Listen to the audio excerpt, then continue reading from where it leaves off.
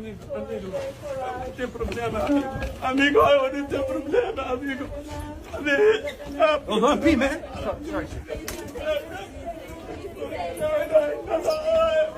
Y'all remember when they was telling black Americans that they could get deported?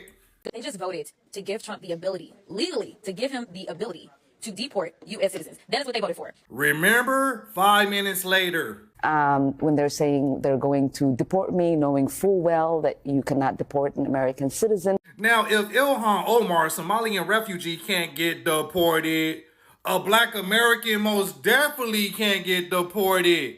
We've been here before the inception of this country. They label us the foundation population, also known as foundational population. And Ilhan is ill-informed because naturalized citizens can become denaturalized citizens, especially if it's fraudulent how they got their citizenship. So yeah, regardless of what she talking about, she can get deported if there was some type of criminality in her citizenship process. But unlike black Americans that been here before the inception of this country, 1776, can't get deported.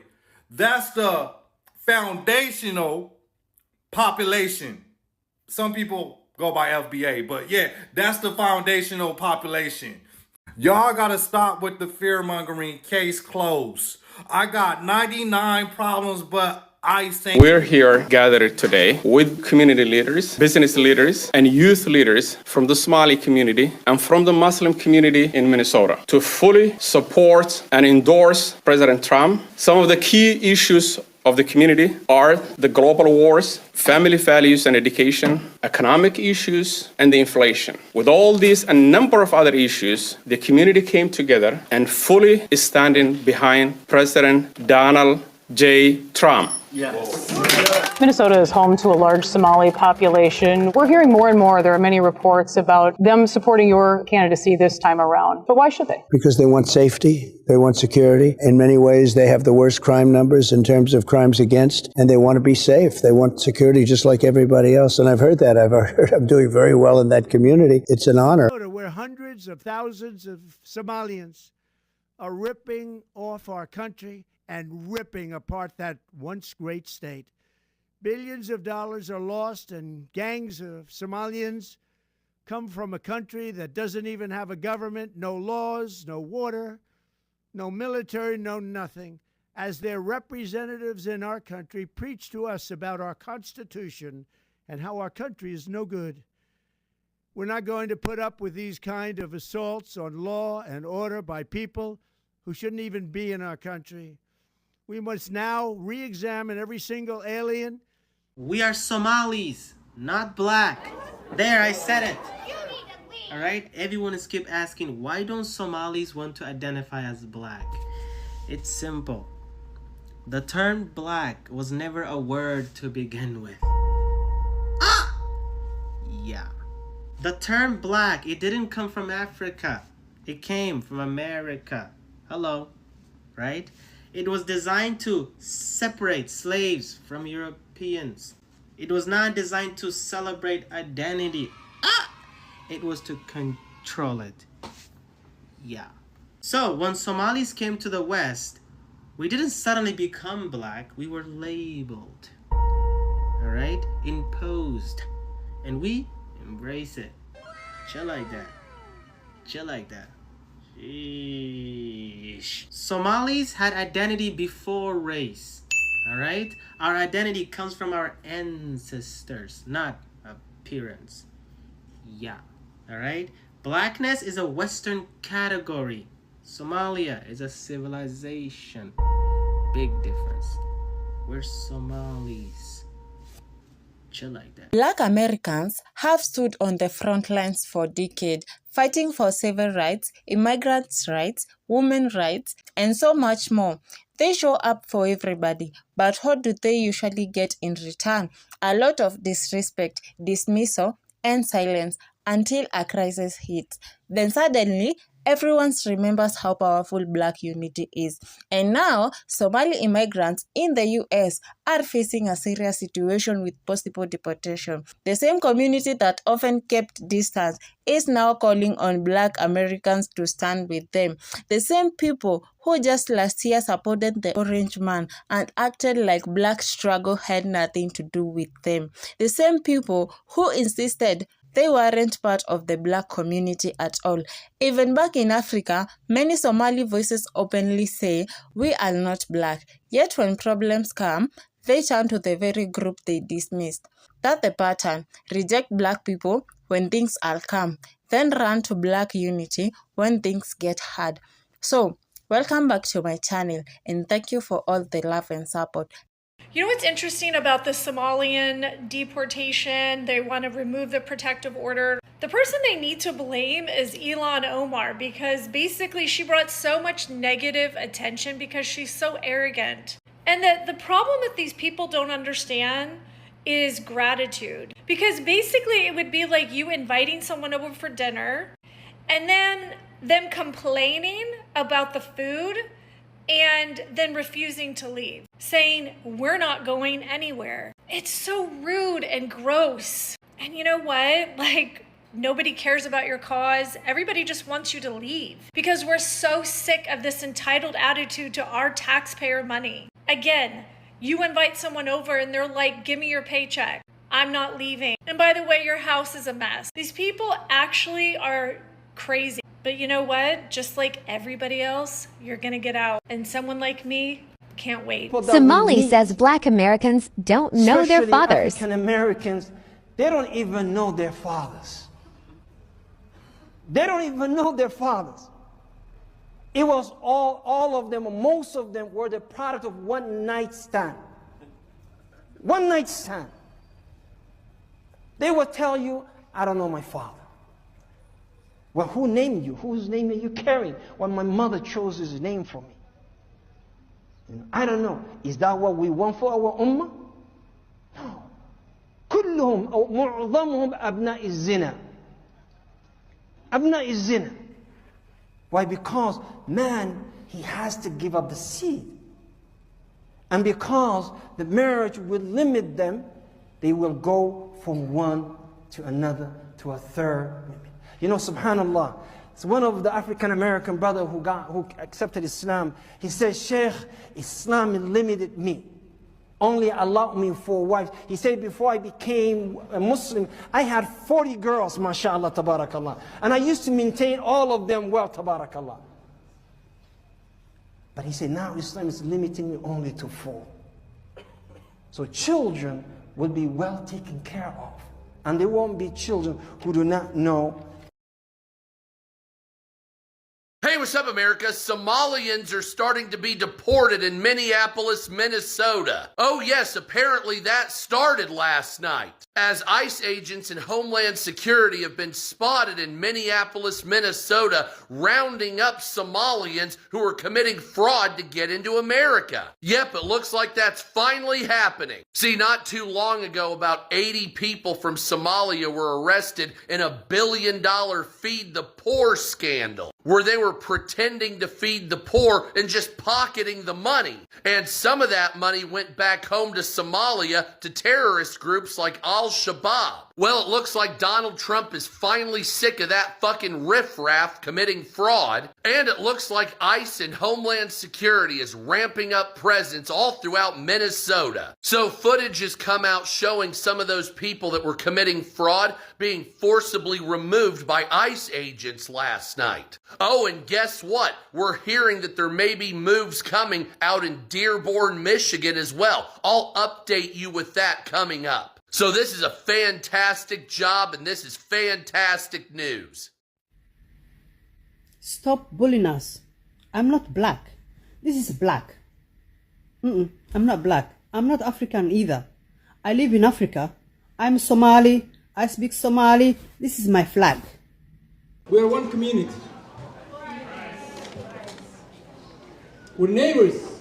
Yes. We love each other. Yes. We support each other. Yes. We help each other. Yes. We unite for each other. Yes. Nothing can divide us. We're dealing with families not being able to afford their groceries. We see our food shelves running out. Instead of that, he decided to also pit our communities against each other. And what we're saying is that that is a distraction. The reality is that people are struggling, our communities are struggling. TPS does not impact that many Somalis, like you said. The numbers are small because the vast majority of Somali Minnesotans who are here are naturalized citizens or they are born here, right? And America is our home now. We are Somali Americans. We are proud, regardless of the negative stories and things that they push against our community. I want our government to stand up for the immigrants, for documented and undocumented people, because the Constitution protects all of us. I think that Somalis in particular have been the scapegoat. People have kind of highlighted, a few bad apples, painting a broad picture of just how all Somalis are, and that's not the case at all. If you look around, we are business owners, we're doctors, we're teachers, we're lawyers, we're mothers. People just trying to make a better life for themselves. Today it's Somalis, tomorrow it's your community. Yesterday it was the Latino community. Before that it was the trans community, it was the LGBTQIA community. Who will it be tomorrow? What? Good afternoon, Michiganders. As the president said, we just had a positive meeting with President Trump. We as Muslims stand with President Trump because he promises peace. He promises peace, not war. We are supporting Donald Trump because he promised to end war in the Middle East and Ukraine. The bloodshed has to stop all over the world, and I think this man can make that happen.